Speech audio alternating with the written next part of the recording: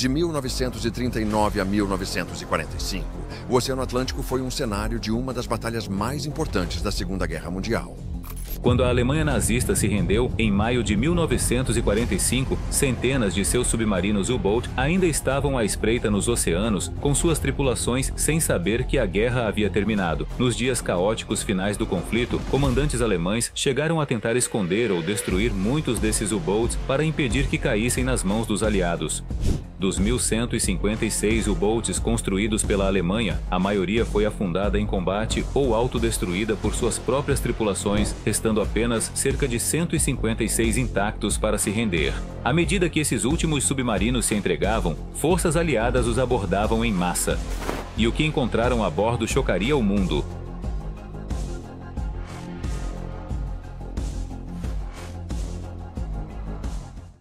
Rendição no mar e cargas secretas. Em 8 de maio de 1945, a rendição incondicional da Alemanha entrou em vigor, encerrando a Segunda Guerra Mundial na Europa. Em poucas horas, o grão-almirante Karl Dönitz, sucessor de Hitler, transmitiu uma ordem histórica por rádio. Todo submarino alemão deveria emergir e se render imediatamente às forças aliadas. Em todo o Atlântico Norte e em portos distantes, mais de 150 U-Boats emergiram das profundezas com bandeiras brancas hasteadas. Aeronaves aliadas sobrevoavam enquanto esses predadores de aço, outrora o terror dos mares, navegavam rumo a portos na Escócia, Irlanda e além para se entregar. Ainda assim, muitas tripulações tentaram impedir que os aliados tomassem seus submarinos. Em vez de entregar suas embarcações de alta tecnologia, alguns comandantes optaram por afundar seus próprios U-Boats no último momento, explodindo-os ou abrindo válvulas para submergi-los. De fato, as tripulações alemãs afundaram cerca de 238 submarinos antes que pudessem ser capturados. Outros fugiram o mais longe que conseguiram. 2 submarinos, o U-530 e o U-977, fizeram uma fuga desesperada até a Argentina, chegando meses após o fim da guerra. Falaremos mais sobre essa história adiante. Mas no fim, 156 U-Boats caíram nas mãos dos aliados até o verão de 1945. À medida que cada U-Boat se rendia, equipes de abordagem aliadas entravam em ação imediatamente. Marinheiros britânicos e americanos desciam para os cascos apertados para apreender materiais e armas secretas, recolhiam máquinas de criptografia Enigma e livros de códigos, equipamentos de rádio, cartas de navegação e diários de guerra, qualquer informação útil que pudessem obter. Cuidadosamente removiam torpedos e munições dos tubos. Na cozinha e nos beliches encontravam os vestígios das longas patrulhas, alimentos enlatados, pão amanhecido, cheiro de diesel e os pertences pessoais de submarinistas exaustos. Em geral, os aliados encontraram exatamente o que esperavam nesses submarinos, equipamentos e suprimentos padrão usados na guerra submarina. No entanto, havia surpresas extraordinárias escondidas em alguns desses U-Boats rendidos. Engenheiros aliados ficaram impressionados com algumas das tecnologias avançadas que os alemães haviam desenvolvido. Modelos mais novos, como o Tipo 21 Electroboot, apresentavam inovações de ponta, cascos hidrodinâmicos, baterias de alta capacidade e tubos de respiração com snorkel, que permitiam semanas de navegação submersa. Essas tecnologias estavam anos à frente dos projetos aliados e especialistas britânicos e americanos as estudaram ansiosamente para aprimorar seus próprios submarinos. Mas ainda mais chocantes do que a tecnologia foram as cargas secretas encontradas em certos U-Boats, incluindo um que carregava material para uma bomba atômica. O U-Boat com ingredientes para uma bomba atômica, U-234. De todos os U-Boats que se renderam em 1945, a descoberta mais sensacional foi feita no U-234. Esse enorme submarino tipo XB era uma embarcação de transporte de longo alcance e nas últimas semanas da guerra estava em uma missão secreta rumo ao Japão. Quando a Alemanha caiu, a tripulação do U-234 escolheu se render aos americanos em vez de morrer por uma causa perdida. Em 14 de maio de 1945, emergiram e entregaram o submarino ao navio USS Sutton, próximo aos Açores. O que a Marinha dos Estados Unidos encontrou dentro do U-234 os deixou atônitos. A embarcação estava abarrotada com mais de 240 toneladas de carga, representando algumas das tecnologias mais avançadas da Alemanha nazista. A carga incluía desenhos técnicos e projetos, novas armas e até uma aeronave a jato. Na verdade, um caça a jato Messerschmitt Mi-262, completo, desmontado e embalado em caixas, estava a bordo, junto com uma das mais recentes bombas planadoras guiadas Henschel HS. 293 exemplares de torpedos elétricos de última geração também foram encontrados na sala de torpedos. Havia ainda toneladas de vidro óptico de alta qualidade e barris de mercúrio armazenados no fundo do casco, materiais de guerra essenciais destinados ao Japão. Mas o mais chocante de tudo foi o manifesto de carga do U-234, que incluía aproximadamente 550 quilos de óxido de urânio. Essa carga altamente incomum, meia tonelada de urânio, acreditava-se ser destinada ao programa nuclear em estágio inicial do Japão. Em outras palavras, a Alemanha nazista, em seus últimos dias, estava tentando enviar material nuclear ao seu aliado do Oriente. A descoberta de urânio em um submarino foi mantida em sigilo absoluto na época, e o destino final do urânio do U-234 permanece, em parte, um mistério. Alguns relatos indicam que ele foi transferido para uma instalação do governo dos Spinel e levado discretamente em meados de 1945. Há até especulações de que esse urânio pode ter sido usado no Projeto Manhattan, mas não há evidências concretas sobre isso. As surpresas não pararam por aí. 2 oficiais navais japoneses estavam a bordo do U-234 como passageiros, o capitão-tenente Hideo Tomonaga e o coronel Genzo Shoji, enviados à Alemanha para estudar tecnologias avançadas. Ao saberem que o submarino iria se render, esses oficiais cometeram suicídio em vez de serem capturados. A Marinha dos Estados Unidos agora não tinha apenas um tesouro de tecnologia alemã, mas também uma visão sobre as desesperadas últimas colaborações entre Alemanha e Japão. O U-234 foi levado para Portsmouth, em New Hampshire, onde seu conteúdo foi descarregado meticulosamente sob forte segurança. O caça Mi-262, a bomba planadora e outros equipamentos foram testados e analisados por especialistas aliados, fornecendo dados valiosos com o início da Guerra Fria. No fim de 1947, depois que seus segredos foram devidamente estudados, o U-234 foi afundado pela Marinha dos Estados como alvo de torpedos, um fim silencioso para o submarino que carregava um segredo atômico. Mitos e mistérios. U-977 e U-530 na Argentina. Embora a carga do U-234 tenha sido um verdadeiro choque, outros U-boats inspiraram rumores fantasiosos em vez de descobertas concretas. Os casos mais famosos foram os do U-530 e do U-977, 2 submarinos alemães que apareceram na Argentina meses após o fim da guerra, aparentemente do nada.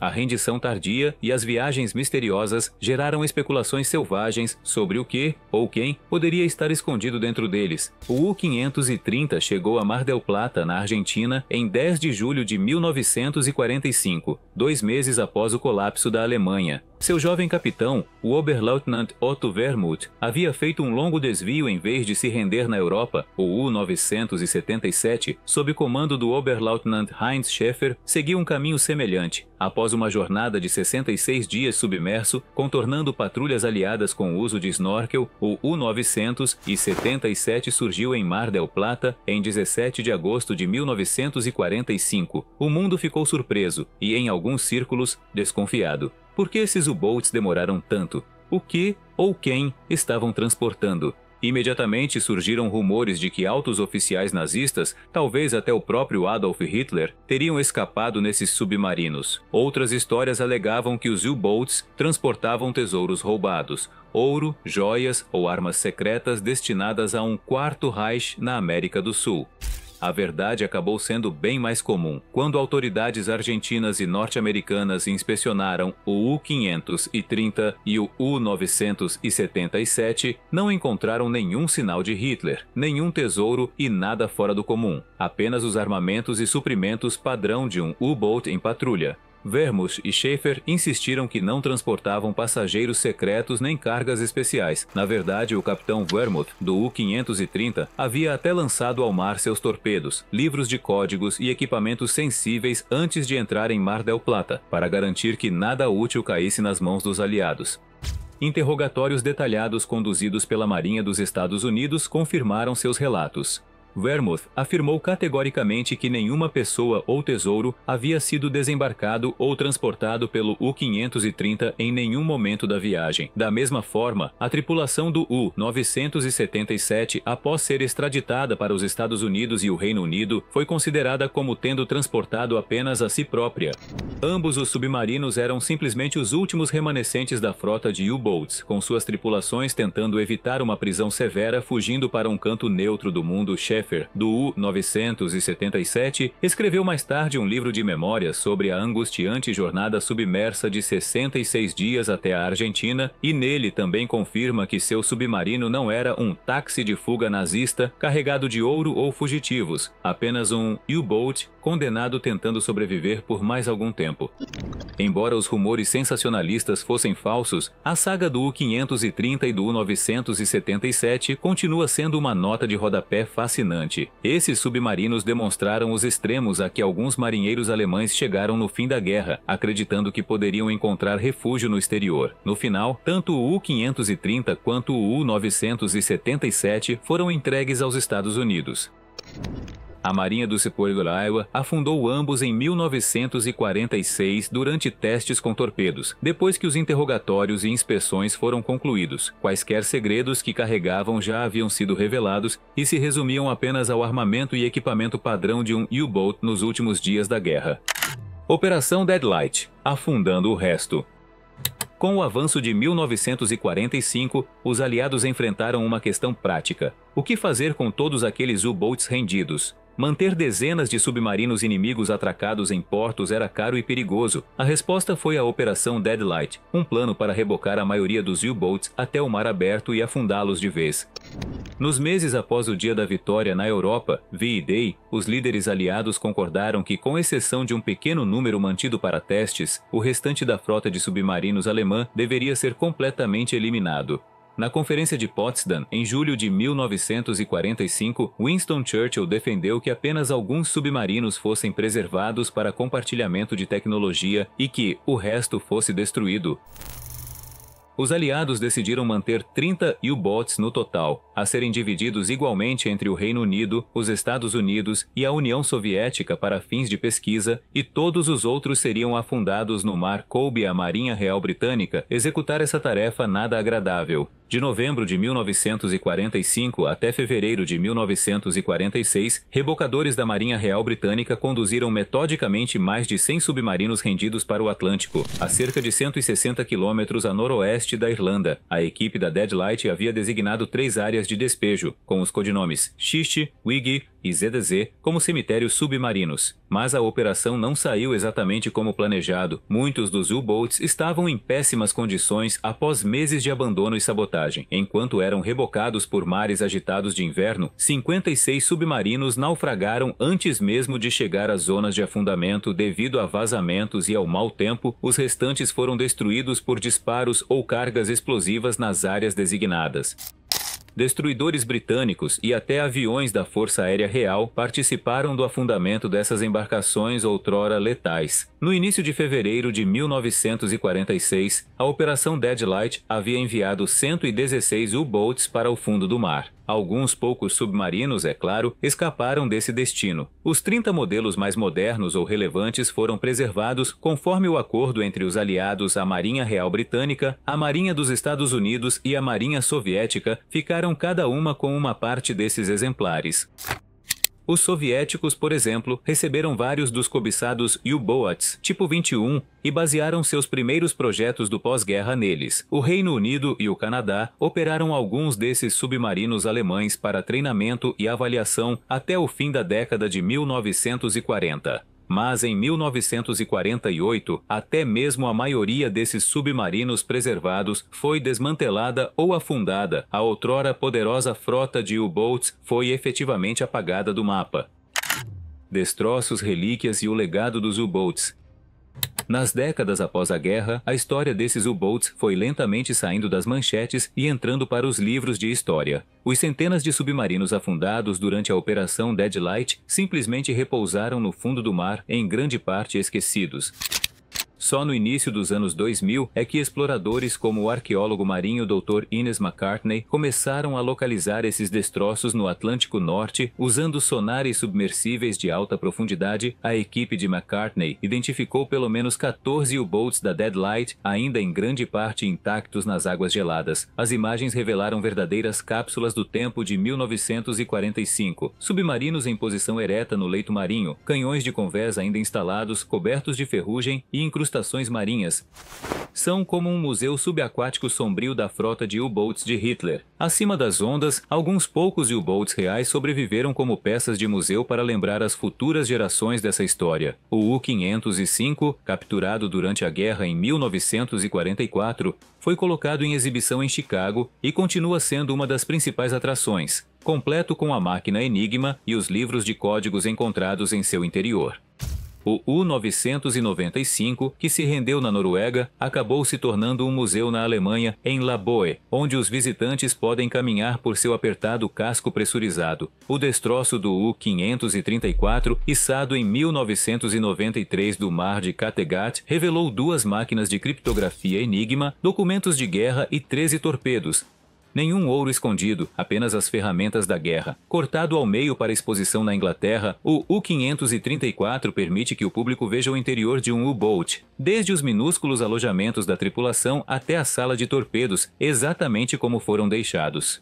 No fim das contas, os 156 U-boats nazistas que a Alemanha tentou esconder ou salvar em 1945 tiveram destinos diversos, mas nenhum jamais voltaria a combater. Os aliados vasculharam cada um deles em busca de segredos, recuperaram toda a vantagem tecnológica possível e depois condenaram quase todos ao esquecimento no fundo do mar.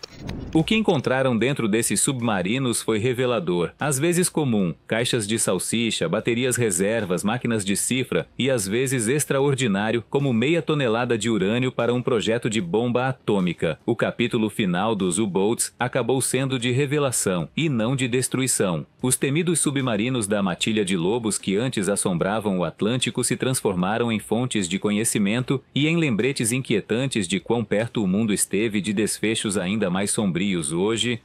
Os cascos enferrujados no fundo do oceano e os U-boats preservados em museus contam a mesma história. Segredos nunca permanecem submersos para sempre.